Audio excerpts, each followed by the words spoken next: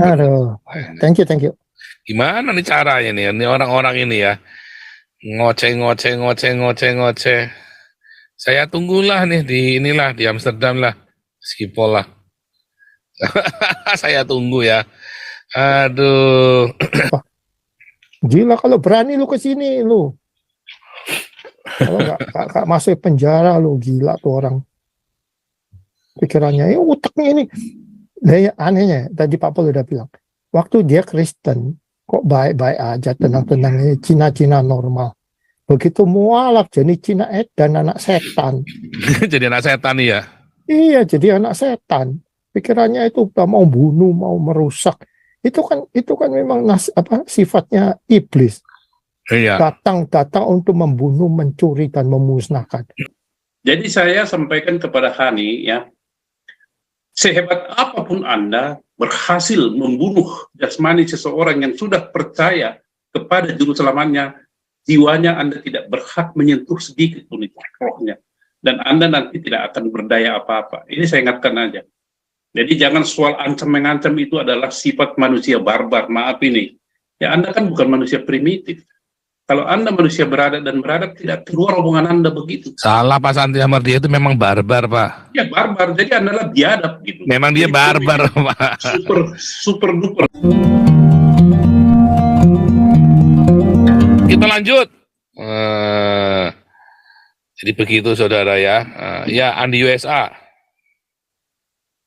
Pak Pol, semakin siang pagi malam. Ya. Itu si Handi, apa namanya? Andi, apa namanya? Berani nggak ngomong. Lu berani masuk Amerika nih, gue bayarin lu tiketnya, lu masuk ke sini coba. Soalnya dia udah mengancam pembunuhan kan?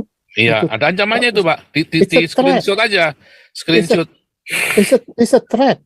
Lu berani masuk sini, sampai di airport langsung dikecek lo. Kalau berani ke sini.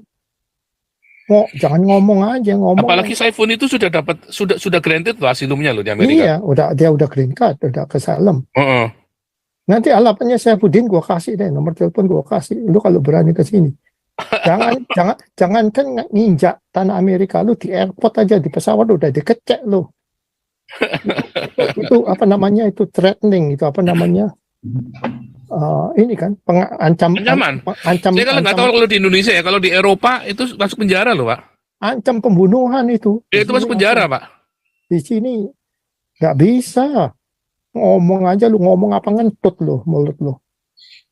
Enak aja ngomong ngancam-ngancam orang, mau bunuh mau apa. Gila kalau berani lu ke sini lu. Kalau nggak masuk penjara lu, gila tuh orang. Pikirannya, utaknya ini. Nah, ya, anehnya, tadi Pak Pol udah bilang, waktu dia Kristen, kok baik-baik aja, tenang-tenang ini, Cina-Cina normal. Begitu mualaf, jadi Cina dan anak setan. Jadi anak setan ya? Iya, jadi anak setan. Pikirannya itu mau bunuh, mau merusak. Itu kan memang sifatnya iblis. Iya. Datang untuk membunuh, mencuri dan memusnahkan. Itu pikiran mereka. Setan semua. Kayak berani ke sini, gue garanti, gue ada datanya. Mau cari orang siapa aja di Amerika, gue ada, bisa dapat. Kalau lu berani ke sini, ngancam-ngancam orang, gila itu orang, anak setan. Saya berani ngomong gini Pak Pol, soalnya hari ini saya orang Arab sih, UAE, orang Arab saya hari ini. Thank you.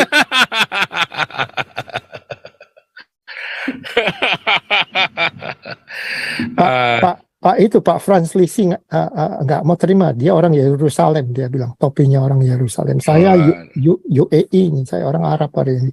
Aduh, thank you. Gimana nih caranya nih? Ini orang-orang ini ya ngoceh. Saya tunggulah nih di Amsterdam lah, Schiphol lah. Saya tunggu ya. Aduh. Ya, Pak Paul tunggunya di Sispol, saya tunggunya di SFO, San Francisco. Ayo, saya tunggu.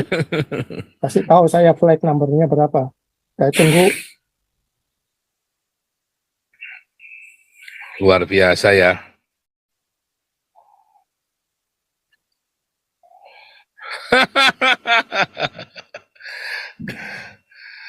Lanjut.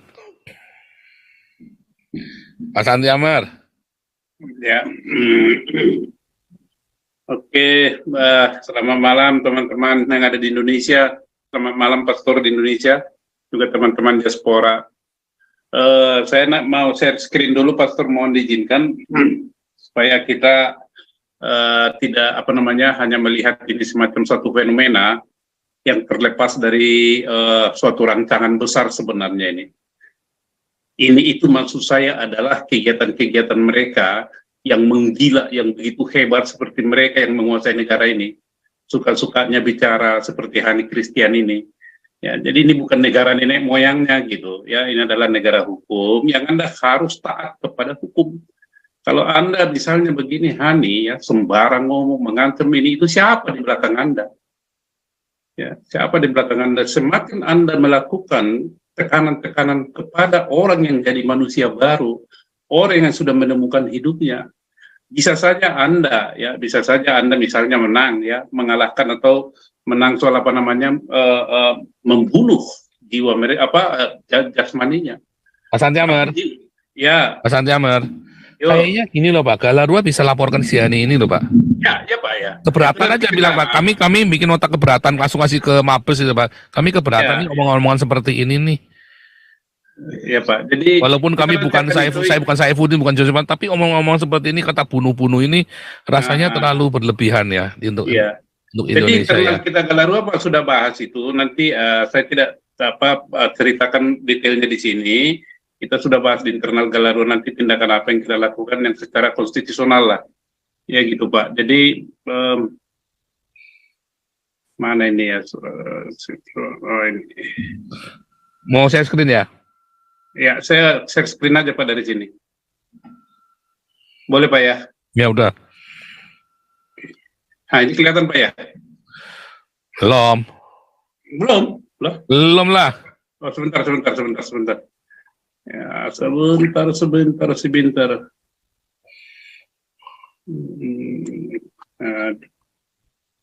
Keterlaluan ya. Oke, jadi ini hadirkan ya semangat Yohanes Latuharahari PKK Jilid 2. Ini nanti penjelasannya begini, ini adalah suatu pengingat kepada seluruh, ya. Kita bukan mengancam, saya ini berbicara ya para penyelenggara negara, penyelenggara pemerintahan, TNI, Polri, kami ini berbicara atas nama rakyat. Kami rakyat ini yang bergabung di Galarua, yaitu Jaga Pancasila Jamrut Khatulistiwa. Visi kami, Bapak Ibu, ya, visi kami adalah sesuai dengan Undang-Undang Dasar 45, bahwa kita ini wajib membela negara. Jadi tidak di luar itu. Nah, membela negara pun kami persempit di dalam hal penegakan hukum dan kemanusiaan. Itu ya, Hani Christian, perhatikan itu baik-baik. Kita bukan membela agama, ya, tidak membela agama, membela siapapun bangsa atau rakyat Indonesia yang mengalami ketidakadilan, yang mengalami tindakan persekusi dan lain sebagainya. Galarua itu terpanggil karena itulah amanat anggaran dasarnya, turut bela negara. Jadi kami di sisi pemerintah, kami di sisi negara lah.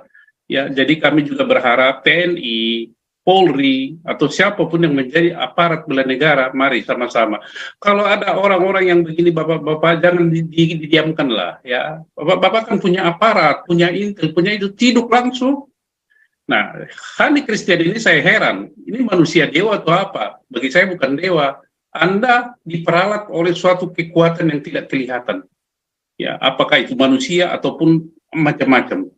Jadi saya sampaikan kepada Hani, ya, sehebat apapun Anda berhasil membunuh jasmani seseorang yang sudah percaya kepada juru selamatnya, jiwanya Anda tidak berhak menyentuh sedikit pun itu rohnya. Dan Anda nanti tidak akan berdaya apa-apa. Ini saya ingatkan aja. Jadi jangan soal ancam-mengancam itu adalah sifat manusia barbar. Maaf ini. Ya, Anda kan bukan manusia primitif. Kalau Anda manusia beradab dan beradab, tidak keluar omongan Anda begitu. Salah Pak Santi Amar, dia itu memang barbar Pak. Ya barbar, jadi Anda lah biadab gitu. Memang dia jadi, barbar Pak. Super duper. Nah gitu.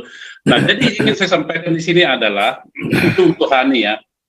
juga ini nanti teman-teman kita GKPS ini mainstream Pak Pastor Paul. Kita kemarin, saya kan tunjukkan ini lucu ini, karena Pastor Paul tadi singgung, kenapa kita ini sepertinya tidak bersatu? Memang tidak bersatu. Ini pengalaman kita Pak. Saya tidak sebutkan aja dari aras mana institusi mana. Ketika kita di Lampung ada biro hukum dari suatu institusi aras nasional Kristen, Kristen. Apa diomongkan ke mereka, sudahlah, mengapa kalian ini ngotot-ngotot pengadilan, mengapa begini-begini memperkarakan, kalian jangan terlalu, kalian kan nggak takut nanti mereka militansinya kembali, yang penting izinnya dikasih. Walah, ini datang dari ucapan ini keluar dari mulut seorang biro hukum, suatu institusi aras nasional Kristen. Inilah gambarannya, Pastor. Jadi jangan diharap mereka itu ada di sisi daripada yang dipersekusi. Justru mereka memberikan tekanan secara halus. Kamu jangan macam-macam, kira-kira begitu. Ini yang diperalat atau dipakai oleh para persekutor itu. Nah, itu pengalaman di sana. Sekarang kita lihat misalnya GKPS. GKPS ini, Pak, adalah sama dengan HKBP. Nah, kita nanti kalau misalnya ke sana, kita akan tidak tahu bagaimana rencana mereka. Jangan nanti terulang seperti kita dengan Cilegon. Tetapi apapun itu, fokus kita adalah bagaimana membantu mereka bisa beribadah hari Jumat dan Minggu. Itu dulu, yang lain-lain itu urusan belakangan. Nah, saya kembali kepada ini, Pak. Ya, teman-teman ya. Jadi, bahwa ini, masalah ini akan terus berlanjut. Terus berlanjut apa? Kenapa saya sebutkan, hadirkan semangat Yohanes Latuhar Hari, Dewan Kawan-Kawan Jilid 2. Semangatnya ini begini. Latuhar Hari ini menolak dengan tegas dicantumkan itu 7 kata dalam Piagam Jakarta Preambul Undang-Undang Dasar 45.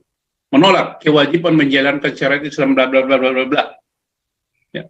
Tolak itu. Kalau itu dicantumkan, kami akan berpisah dari Indonesia ini. Tegas itu. Maka pada tanggal 18 Agustus buru-buru pasukan Soekarno dan Soeharto itu berubah. Tetapi di dalam perubahan ini ada yang tidak setuju, memang dari awal ingin mereka itu dicantumkan. Siapakah itu? Adalah golongan Islam, tetapi tidak semua golongan Islam. Ya, tidak semua. Masyumi tidak masuk di situ. Yang paling keras supaya itu masuk adalah Haji Wahid Hasim. Yang paling keras adalah Agus Salim. Agus Salim dari mana? Dari Sumatera Barat. Sumatera Barat itu kan kita kenal itu Wahabi 900 sekian. Wajar-wajar aja dia bilang. Kenapa? Salah satu alasan daripada Latuhar Hari mengatakan, tolong itu dicabut karena itu akan merusak nasib persatuan. Itu akan merusak ada istiadat yang ada di Ambon, di Maluku, di Indonesia Timur, dan di Sumatera Barat. Nah, ketika muncul kata Sumatera Barat ini, Agus Salim membantah, tidak, di Sumatera Barat tidak begitu. Ya iyalah, karena dia sejak 1800 sekian sudah Wahabi. Tetapi Agus Salim lupa, bagaimana di tanah Batak itu adat istiadat rusak oleh karena ajaran mereka. Rusak. Saya kemarin ketemu dengan ada marga orang Batak, Lubis. Ya, marga apa Lubis, istri orang marga apa Lubis. Coba, apa nggak rusak? Bahkan nggak boleh itu kawin satu marga, rusak. Saya tahu bahwa dia menganut itu. Nah, itulah semangat dari Latuhar Hari, tetapi dibantah. Tapi pada akhirnya adalah dihapus itu. Dihapusnya 7 kata itu dari Piagam Jakarta membuat yang mendukung ini atau yang merancang itu marah. Dan kemarahan itu berlanjut sampai hari ini. Jadi jangan heran ya teman-teman bahwa ini bukan suatu bukan suatu persoalan yang berdiri sendiri, ya, bukan. Nah, ini gambarannya.